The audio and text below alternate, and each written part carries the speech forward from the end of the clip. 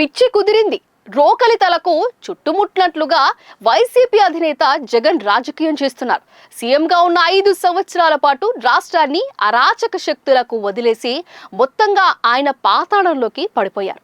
ఇప్పటికీ బుద్ధి రాలేదు. ఇప్పటికే ఆయన అరాచక శక్తులనే నమ్ముకోవాలని నిర్ణయించుకున్నారు.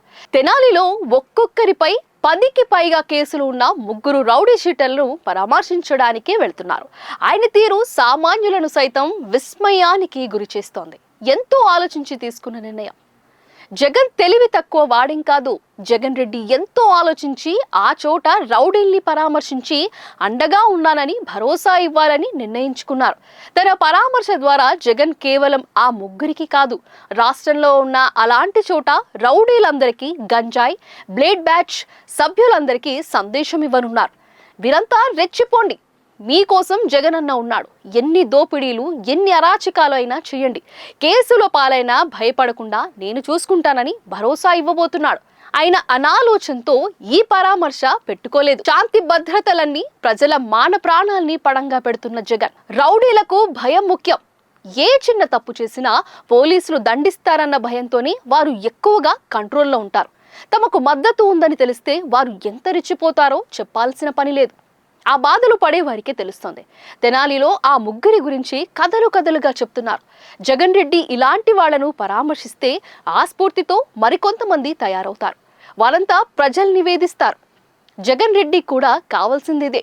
శాంతి భద్రతల సమస్యలు వస్తే మళ్లీ జగన్ రెడ్డినే, ప్రభుత్వాన్ని విమర్శిస్తారు. ఇలాంటి రౌడీలను ఆయనే పెంచి పోషిస్తున్నారు. రౌడీలకు జగనన్న ఇస్తున్న సందేశం, సాధారణంగా శవం ఉంటే తప్ప జగన్ కదలరు.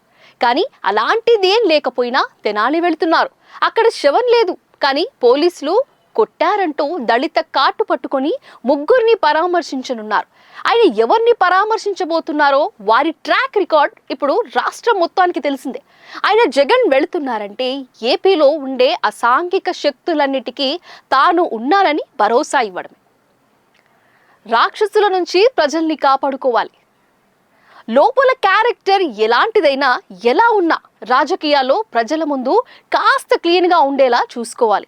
రాజకీయ నాయకులు జేబు దొంగల స్థాయి నుంచి పైకి ఎదుగుతారు. వైసీపీలో ఓ విజయవాడ కార్పొరేటర్ కుటుంబం అంతా ప్రొఫెషనల్ జేబు దొంగలు. వైసీపీ హయాంలోనే పోలీసులకు దొరికారు. జగన్మోహన్ రెడ్డి గురించి కథలు కథలుగా చెబుతారు.